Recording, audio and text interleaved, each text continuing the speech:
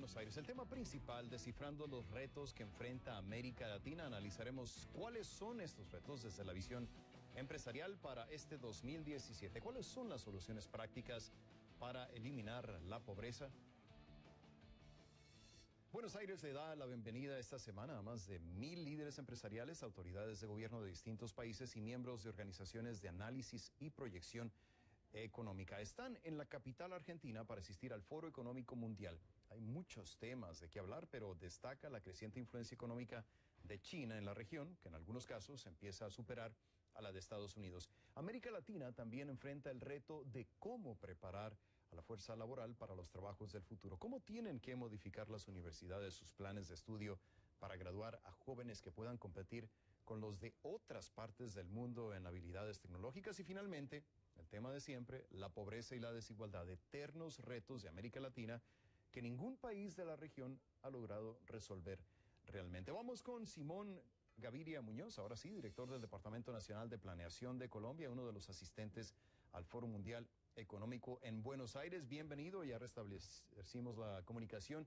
Para empezar, te quiero preguntar, en aras de eliminar la pobreza, en las últimas 4 décadas, ya decíamos que América Latina ha ido desde una política neoliberal hasta el socialismo del siglo XXI, pero realmente nada ha funcionado. ¿Cómo se soluciona este problema de la pobreza y la desigualdad en América Latina?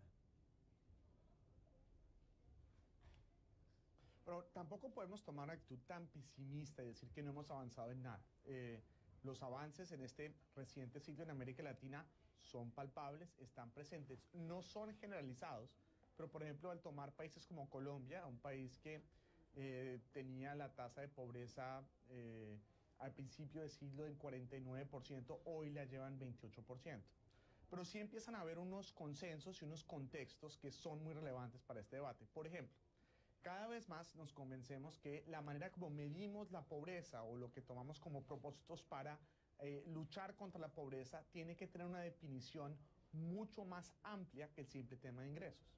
Queremos también garantizar que no solo las personas cumplan con ese $1.25 que define el Banco Mundial como pobreza, $1.25 al día, sino tomar en cuenta temas relacionados a si las personas logran agua potable, energía, acceso básico a salud, a educación, una pobreza con una visión multidimensional que además está mejor ligada a la buena o mala desempeño que pueda tener un gobierno frente a la entrega de servicios públicos a sus ciudadanos. Sí, desde esa perspectiva también podríamos hablar de que hay muchos pobres también aquí en Estados Unidos, sobre todo por el acceso a servicios de salud. Y bueno, es muy fácil darse cuenta de que uno de los factores de la pobreza en ciertas partes de nuestra región tiene que ver con el nivel educativo de un país o una zona en particular.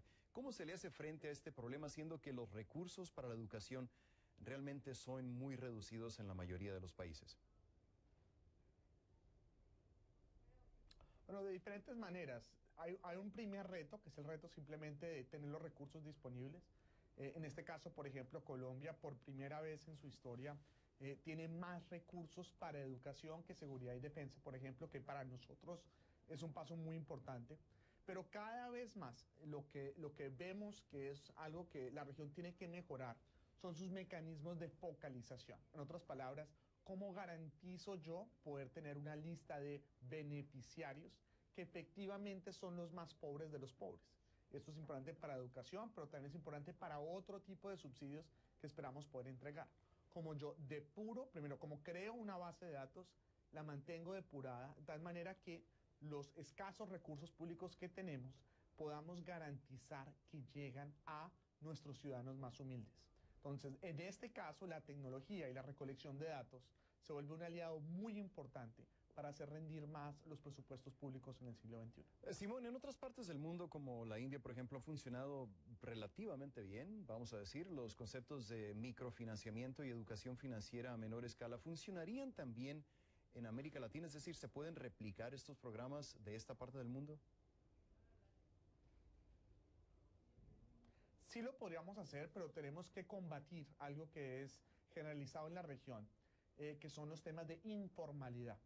Parte de los temas de crédito es que cuando el sistema financiero no tiene información sobre las personas y no puede medir el riesgo, le tiende a prestar supremamente caro a los ciudadanos. Entonces el reto que tenemos nosotros como Estado y como sociedad es ver cómo creamos esta información que nos hace parte de la economía informal para tener suficiente información y datos de las personas para lograr que les presten barato. Y parte de eso viene, por ejemplo, de empezar a evaluar las personas, no solo desde el punto de vista de cuántos ingresos tienen, porque en una economía informal eso es difícil, sino empezar a certificar cuánto gastan. Y desde el gasto poder construir una historia crediticia a las personas que nos permita no solo lograr que tengan cuentas bancarias, cosa que es importante, pero lo más importante es el crédito que los acompaña. En estas oportunidades también tenemos la tecnología y los datos como un aliado fundamental para poder lograr mayor inclusión financiera en nuestra región. Bien, Simón Gaviria Muñoz, director del Departamento Nacional de Planeación de Colombia, nos acompañaba desde nuestros estudios en Buenos Aires. Gracias, Simón.